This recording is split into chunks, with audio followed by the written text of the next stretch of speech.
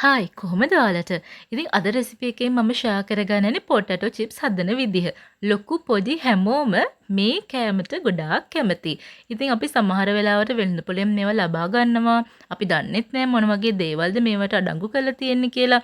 ඉතින් ඊට වඩා හොඳයි නේද මේවා අපිට ගෙදරදිම පහසුවෙන්ම ඊටම සුළු අමුද්‍රව්‍ය ප්‍රමාණයකින් හදාගන්න පුළුවන් නම් ඒ රසටම ක්‍රිස්පිවටම. ඉතින් අපි බලමු කොහොමද පොටැටෝ චිප්ස් මේ විදිහට ගෙදරදී හදාගන්නේ කියලා.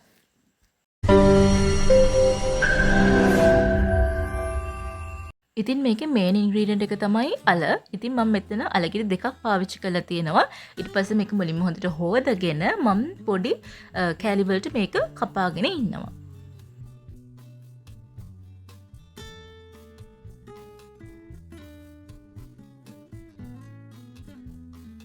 ඊට පස්සේ අපිට ඕන වෙනවා සුදු ලුණු. ඉතින් මෙතන සුදු ලුණු බික් 3ක් විතර තියෙනවා. මම මේ විදිහට ඒක සුද්ධ කරගන්නවා හොඳට.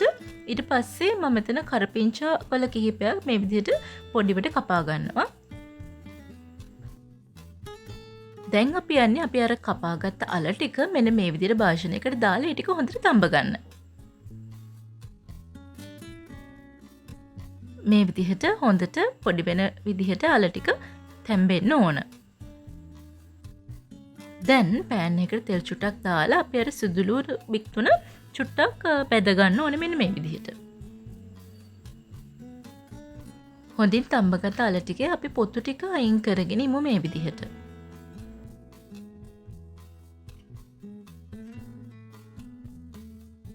ඊට පස්සේ මේ අල ටික මේ විදිහට හොඳට පොඩි කරගමු.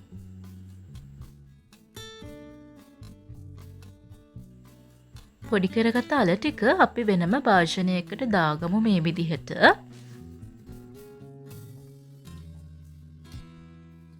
ඒකටම බැදගත්ත සුදු ලුණු බික් 3යි කරපිංච ටිකයි එකතු කරගමු.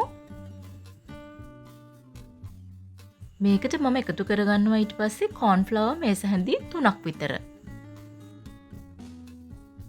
මේකටම කෑලි මිරිස් තේ හැන්දක් ගම්බිරිස් කුඩු තේ හැඳි භාගයක් විතර ලුණු කුඩු රස අනුව දාගන්නවා. දැන් අපිට තියෙන්නේ මෙන්න මේ ටික හොඳට අනා ගන්න කෑලි හිටින් නැති විදිහට.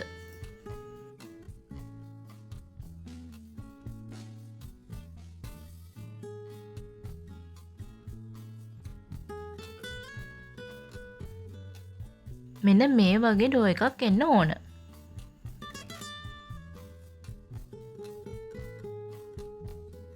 දැන් අපි මේක මේ විදිහට හොඳට රෝල් කරගන්න ඕනි.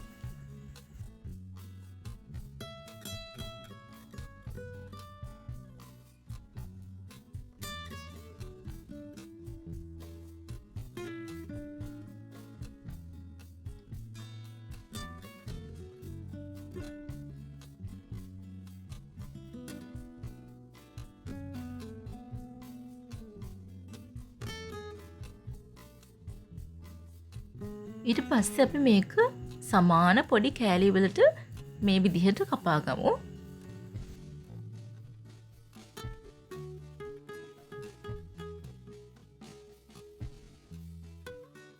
දැන් අපි මේ ඩෝ එක චූටි කෑලි වලට කපා ගත්තනේ. ඉතින් මේ පොඩි කෑලි මේ විදිහට අරගෙන මෙන්න මේ වගේ ගෑරුප් එකකින් චුටක් ප්‍රෙස් කරන්න මේ වගේ.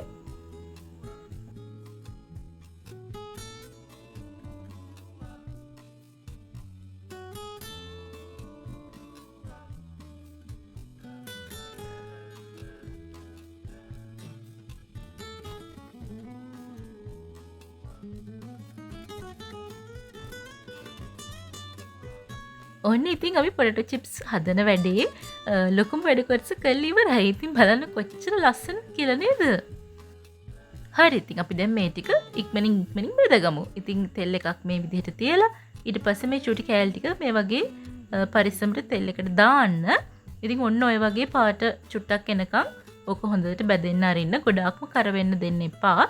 ඊට පස්සේ ඔගොල්ලෝ දෙපැත්ත හරවලා ඔන්න ඔය වගේ හොඳට බැද ගන්න. ඊට පස්සේ ඉක්මනටම ඒ ටික අයින් කරගන්න.